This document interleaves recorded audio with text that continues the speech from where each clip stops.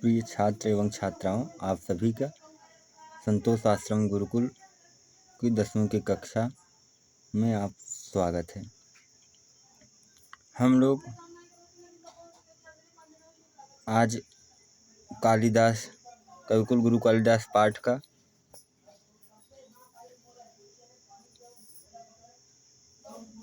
चौथा गद्यांश देखेंगे। चौथे गद्यांश की विस्तृत व्याख्या करेंगे। अब हम लोग सीधे गद्यांश पर आते हैं। सर्वप्रथम उसका उच्चारण करते हैं। देश कालवद एव कालिदास कुलस्यापि स्पष्टः परिचयो नोपलभ्यते। तस्य कृतिषु वर्ण आश्रम धर्म व्यवस्थायाः यथा तथ्येन प्रतिपादनेन एतद् अनुमीयते यत् तस्य जन्म विप्रकुले अभवत्। भावनया स शिवानुरक्तश्चासीत्, तथापि तस्य धर्मभावनायां मनाग अपि संकीर्णता नासीत्। शिवभक्तो अपि तत् रघुवंशे सह रामं प्रति स्वभक्तिभाव उदारमनसा प्रकटयत्। कालिदासस्य जीवनवृत्तं सर्वथा अज्ञानान्धकाराच्छन्नम् अस्ति। तद्विषयकाः अनेकाः जनश्रुतयः लब्धप्रसरा सन्ति, किन्तु ताः सर्वा ईर्ष्या कलुष इति चित्तानां कल्पनाप्ररोहा एव। अतएव सर्वथा चिन्त्याः सन्ति। पिछले गद्यांश में हमने देखा कि कालिदास के समय को सिद्ध किया गया, कालिदास के समय और उनके जन्म स्थान को। अब इस गद्यांश में कालिदास के कुल अर्थात कालिदास किस वंश में उत्पन्न हुए, किस वंश थे और उनके इष्ट कौन थे, इन सब विषयों का विस्तृत वर्णन किया गया है। लिखते हैं कि देश काल वद एव, देश काल वत, देश काल की तरह, एव मतलब ही, देश काल की तरह ही, कालिदास कुलस्यापि, कालिदास कुलस्य मतलब कुल के, अब मतलब भी, कालिदास के कुल के भी, स्पष्ट स्पष्ट परिचयो परिचय नो उपलब्धते, उपलब्ध नहीं होता, प्राप्त नहीं होता। कहते हैं देश, और जिस तरह से देश उनका, किस देश में उनका जन्म हुआ, किस स्थान पर हुआ, यह स्पष्ट नहीं है। उसी प्रकार से कालिदास का कुल भी स्पष्ट नहीं है, कुल का परिचय, उनके वंश का परिचय भी स्पष्ट नहीं है। देश काल की तरह कालिदास के कुल का भी स्पष्ट परिचय नहीं प्राप्त होता। आगे क्या है? तस्य कृतिषु वर्णाश्रम धर्म व्यवस्थायाः यथा तथ्येन प्रतिपादनेन, तस्य कृतिषु उनकी रचनाओं में, वर्ण आश्रम धर्म व्यवस्थायाः, वर्ण आश्रम धर्म व्यवस्था में, यथा तथ्येन प्रतिपादनेन, यथा तथ्यन मतलब जिस तथ्य के साथ, प्रतिपादनेन मतलब प्रतिपादन के द्वारा, प्रतिपादन उसका किया गया, एतद् अनुमीयते यह अनुमान लगाया जाता है, यत मतलब कि तस्य जन्म, उनका जन्म विप्रकुले अभवत, ब्राह्मण परिवार में हुआ था। उनकी रचनाओं में तस्य कृतिषु, उनकी रचनाओं में वर्ण आश्रम धर्म व्यवस्था का जिस प्रकार से प्रतिपादन किया गया है, यथा तथ्यन प्रतिपादनेन, जिस प्रकार से प्रतिपादन किया गया है, एतद् अनुमीयते उससे यह अनुमान लगाया जाता है कि उनका जन्म ब्राह्मण परिवार में हुआ था।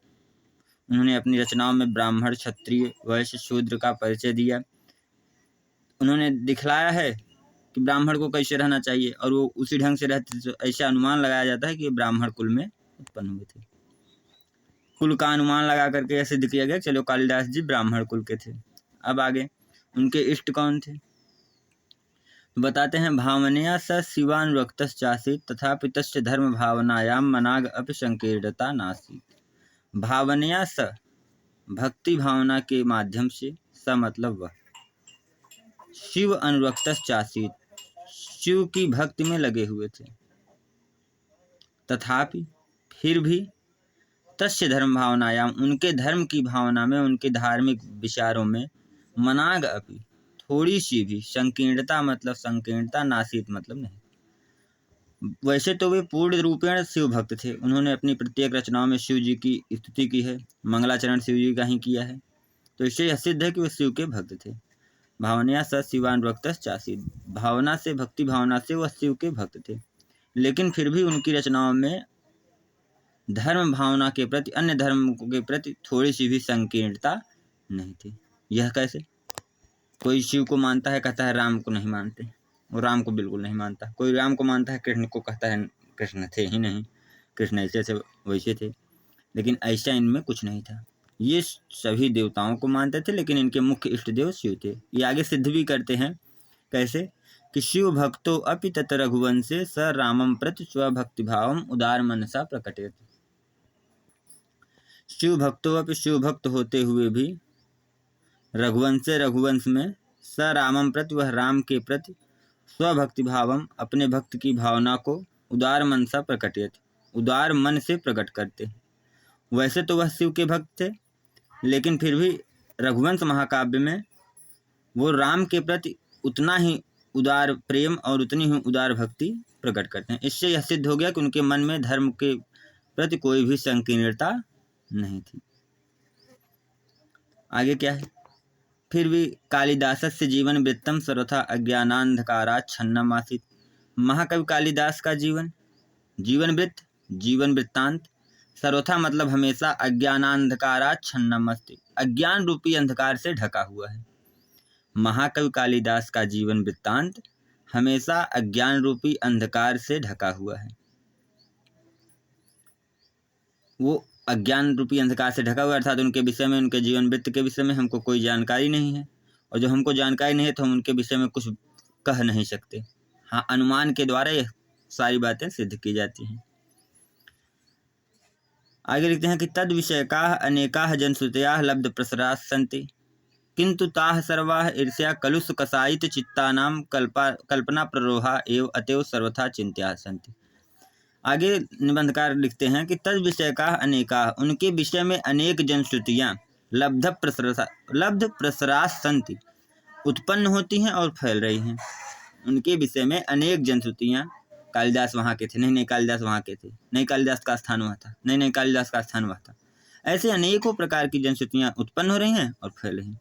लेकिन किंतु तो कह रहे हैं लेकिन ताह सर्वा, वे सभी जो हैं ईर्ष्या से युक्त चित्त के वालों के, यानी जो ईर्ष्या से युक्त हैं, जो ऐसे समीक्षकों से निंदा करते हैं जिन्होंने उज्जैनी का मत दिया, तो ईर्ष्या बस वो कहते नहीं कालिदास का जन्म उज्जैनी में नहीं हुआ था, तो वो लोग ईर्ष्यालु प्रवृत्ति के हैं। तो ऐसे ईर्ष्या से युक्त चित्त वालों की कल्पना का अंकुर मात्र है। अतएव सर्वथा चिंत्या सन्ति, इसलिए हमेशा चिंता भी होती है कहीं बाद में यही बात सत्य न हो जाए। लेकिन कोई समस्या नहीं है, लेकिन बहुत सारे जनश्रुतियाँ ईर्ष्या के कारण उत्पन्न हो रही हैं और फैल रही हैं, ये विचारणीय है। एक बार हम लोग पूरा फिर से देखेंगे। देश काल की तरह कालिदास के कुल का भी स्पष्ट परिचय नहीं प्राप्त होता है। उनकी रचनाओं तस्य कृतिषु, उनकी रचनाओं में वर्णाश्रम धर्म व्यवस्था का जिस प्रकार से प्रतिपादन किया गया है, उससे यह अनुमान लगाया जाता है कि उनका जन्म ब्राह्मण कुल में हुआ था। भक्ति भावना से वह शिव में लगे हुए थे, उनके इष्ट देवता शिव थे, फिर भी उनकी धर्म भावना में थोड़ी सी भी संकीर्णता नहीं थी। शिव भक्त होते हुए भी उन्होंने अपने रघुवंश में राम के प्रति उतना ही अधिक भक्ति भावना और उतनी ही अधिक प्रेम अत्यधिक उदारता के साथ प्रकट किया है। कालिदास का जीवन वृत्तांत हमेशा अज्ञान रूपी अंधकार से ढका हुआ है। उनके विषय में अनेक प्रकार की जनश्रुतियाँ उत्पन्न हो रही हैं और फैल रही हैं, लेकिन वे सभी ईर्ष्या से युक्त चित्त वालों के कल्पना का अंकुर मात्र हैं। इसलिए सर्वथा चिंता की बात है, इस पर विचार किया जाना चाहिए। इस प्रकार से आज हमने अपना चौथा गद्यांश पूर्ण किया। इसको पढ़ें, जहाँ पर आपको कोई समस्या हो आप उसको बताएं। जयतु संस्कृतम, जयतु भारतम।